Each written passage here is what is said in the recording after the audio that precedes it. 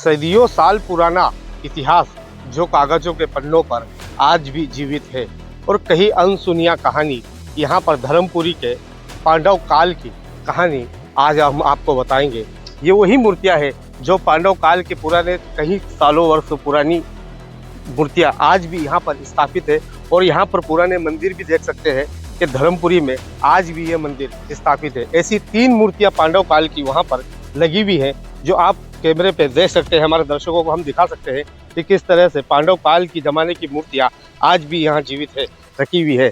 आप देख सकते हो कि ये नर्मदा मैया है जो यहाँ पर रानी रूपमती का गृह क्षेत्र माना जाता था। और रानी रूपमती यहाँ से मांडव से दर्शन करती थी दीपक का, उसके बाद ही वो जल ग्रहण और खान पान के लिए भोजन करती थी। अब पांडव इतिहास का हम बताएं तो यहाँ पर पांडव काल के ज़माने की आज भी गुफाएं यहाँ पर हैं जो पानी में फिलहाल यहाँ पर ढकी हुई है। ये आप मेरे पीछे देख सकते हो कि ये नर्मदा मैया है। नर्मदा मैया के नीचे ठीक नीचे यहाँ पर पांडव काल की गुफाएं हैं जो अभी फिलहाल पानी बैक वाटर बढ़ने से वो पूरी तरह से ढक गई है। लेकिन यहाँ पुरातत्व विभाग ने उसी पैटर्न पे यहाँ गुफाएं आज भी उस गुफाओं के नीचे जो मंदिर थे आज भी यहाँ पर ऊपर करके उनको स्थापित कर दिया गया है ताकि लोग यहाँ पर दर्शन कर सके।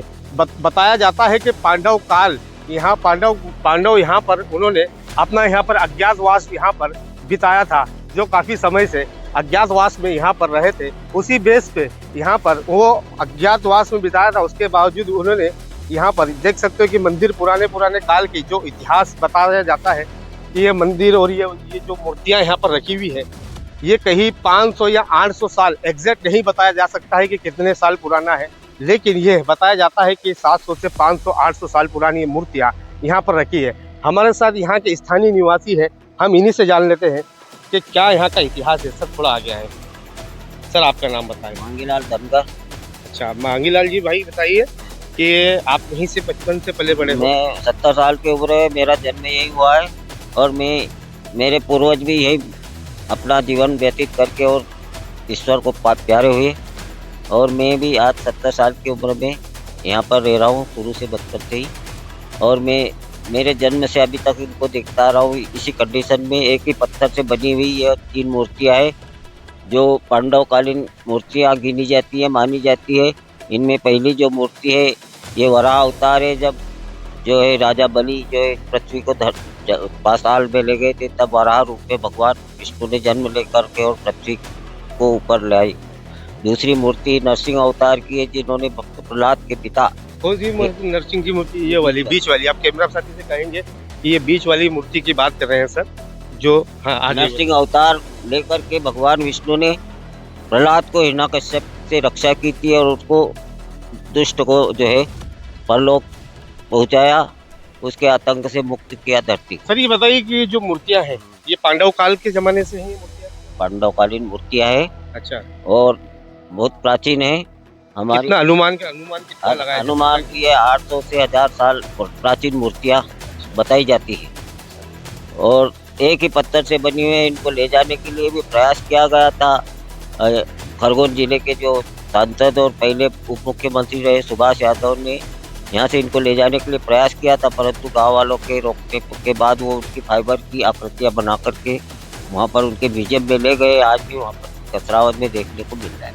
अच्छा ये बताइए कि जो पांडव काल ने अपना यहाँ पर समय बिताया था तो ये वही गुफा है? हाँ, ये जो नर्मदा के बैक वाटर में अभी डूबी हुई जगह है, यहाँ पर 7 मात्रा का पवित्र स्थल है और संगम कुब्जा संगम के नाम से प्रसिद्ध है। इसका 68 तीर्थों का महत्व है इसमें स्नान करने का, कि 68 तीर्थ के में स्नान करने से जो पुण्य प्राप्त होता है कुब्जा संगम में स्नान करने से होता है। कोई ऐसी आपको चीजें जो पांडव काल के समय यहाँ आज भी रहस्य में बनी हुई है, ऐसी कोई चीजें? नहीं बनी है। मंदिर के ऊपर लगा हुआ शिलालेख है, वो आज तक हम पढ़ नहीं पाए उसका क्या अर्थ निकल रहा है। वो मंदिर के गेट के ऊपर लगा हुआ है। कहाँ पर है? आगे है। हम हमारे दर्शकों को दिखा सकते हैं कि आगे जो बता रहे हैं सर कि जो आज भी रहस्य में चीजें बनी हुई है हम उन्हीं को दिखाएंगे।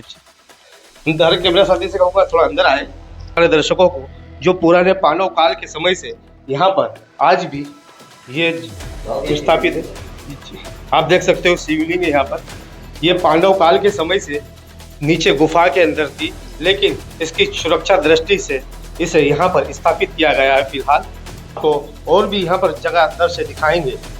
आप देख सकते हो बाहर आकर कि यहाँ पर सभी जगहों पर शिवलिंग रखे हुए हैं पुराने काल के समय से, और इन्हें अभी नया स्थापित किया गया है। ये यहाँ पर है, यहाँ पर भी शिवलिंग है।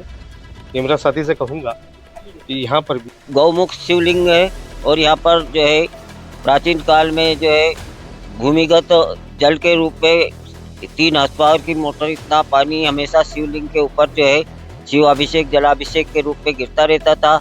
और ये जो मूर्ति है शिव की शिवलिंगी है, ये सदा जलमग्न पानी के अंदर रहती। हमें आप वो मूर्ति दिखा सकते हैं जिसमें पानी आता था? अंदर है, और उसको वहाँ से खोद के थोड़ा लाने के कारण जो है वो गौमुख जो है वो जो वहीं पर छूट गया। आप देख सकते हैं कि यहाँ पर जो ये सर बता रहे हैं कि वो आज भी शिवलिंग यहाँ पर मौजूद है, जो सदियों पाल पुराना। यहाँ पर मूर्ति बहुत ही कीमती है।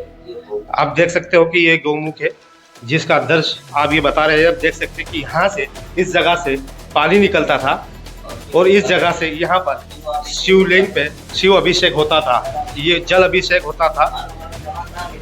और यहाँ पर जिस हिसाब से बताया जा रहा था कि यहाँ पर इस जगह से नर्मदा जी मैया का पानी निकलता था और शिवलिंग पर जल अभिषेक यहाँ पर होता था। ये पांडव काल के जमाने से शिवलिंग हैं, और इनसे कहीं पुराने समय से अधिक भी हो सकते हैं, लेकिन इन्हें फिलहाल वहाँ पर स्थापित कर दिया। हमारे दर्शकों को हम दिखाना चाहेंगे, ये वही है गौमुख शिवा है, अभिषेक जल अभिषेक, जो यहाँ से नर्मदा जी का पानी निकलता था। हमारे कैमरा साथी से कहूँगा कि हमारे दर्शकों को वो दृश्य नज़दीक से दिखाएं जो पुराने पांडव काल के समय से ये चलता आ रहा है। यहाँ से पानी निकलता था और इस जगह पर शिवलिंग पर जल अभिषेक होता था। ये वही दृश्य है जहाँ पर आप हमारे दर्शकों को साफ तौर पर देख सकते हैं। सर, इसके बारे में कुछ इतिहास बताना चाहेंगे? बस इसके बारे में यही इतिहास की ये प्राचीन और पांडवकालीन जो है शिव मंदिर है, जो प्राचीन काल में ये इसे दिखने में मगर के मुंह के आकार में है, मगर मुंह के आकार में है, और हम इसको गौमुख बोलते हैं। और कुछ बताएंगे इसके बारे में? बस यही है कि ये वास्तुकला और प्राचीन मूर्ति कला भवन निर्माण कला के अद्भुत मिसाल है। यहाँ पर इसका जो है ऊपर गुम्बद बना हुआ है, और सब पत्थर से निर्मित है, और सुंदर और मजबूत कलाकृतियाँ उस समय की निर्माण कला को दर्शाती है। इतिहास में बताया जाता है कि जब रानी रूपमती मांडू से दर्शन करती थी और धर्मपुरी में नर्मदा किनारे दीप जलता था, उसी को देखकर वह शाम को भोजन करती थी। हम उसी जगह पर मौजूद हैं जहाँ पर रानी रूपमती यहाँ पर दीप जलते हुए को देखकर भोजन करती थी। हम वही हमारे दर्शकों को दिखाएंगे जहाँ पर दीप जलता था, और ये रास्ता है, ये रानी रूपमती के समय से ये रास्ता बना हुआ है जहाँ पर हमारे कैमरा साथी से कहूँ, हम उसी जगह पर मौजूद हैं जहाँ पर रानी रूपमती का दीप जलता था और उसके बाद भोजन करती थी शाम का। आप ऊपर देख सकते हो, कैमरा साथी से कहूँगा, उस जगह पर दीप जलता था शाम को वक्त। उसके बाद ही रानी रूपमती शाम का भोजन करती थी। बताया जाता है कि रानी रूपमती इसी जगह से धर्मपुरी से उनका मायका था, और नर्मदा जी से काफ़ी लगाव था। और ये सामने नर्मदा है, और इस नर्मदा किनारे इस चोटी को बनाया गया है जहाँ पर शाम को दीप जलाया जाता था। उसी के बाद रानी रूपमती शाम को भोजन करती थी। है जिस रास्ते से सैनिक आते थे और दीप जलाते थे, आप देख सकते हो कि रास्ता कितना सगड़ा होता था। उसी रास्ते से ऊपर चढ़ते थे और उसके बाद दीप जलाया जाता था। हम उतर रहे हैं अब नीचे, क्योंकि ये भवन अब पूरी तरीके से जर्जर हो रहा है।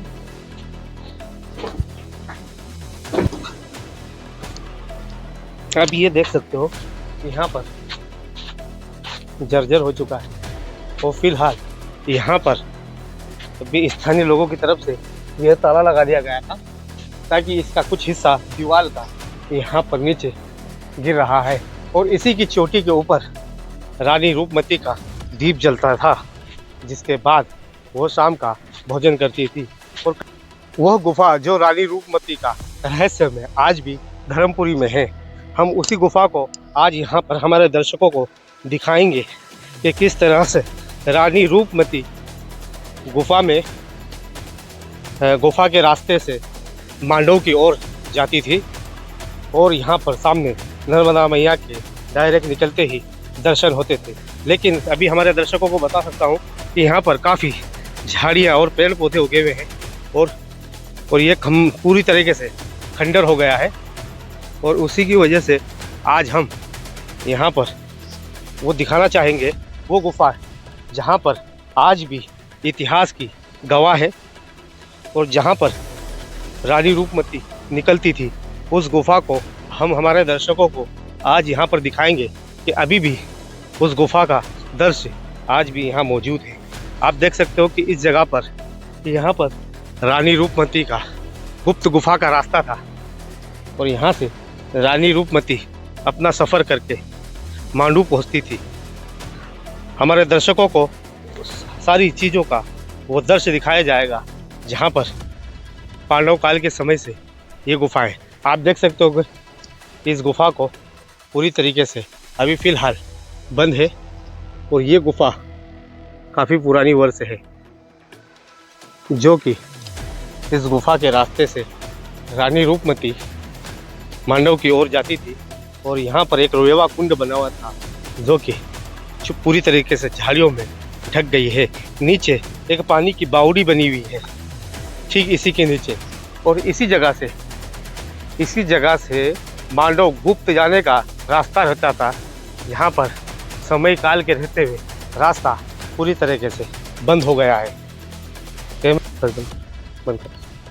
वही रास्ता है, आप देख सकते हो कि किस तरह से यहाँ पर ये रास्ता बना हुआ है और पूरी तरीके से ये पूरा यहाँ पर बूझ गया है यानी बंद हो गया है। ये देख सकते हैं कि किस तरीके से यहाँ पर ये रास्ता होता था।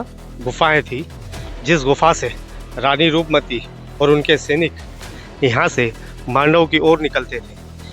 अंदर तो हम जा नहीं सकते क्योंकि ये पूरी तरीके से पत्थरों में दब गया है और ये रास्ता पूरी तरीके से बंद हो गया है।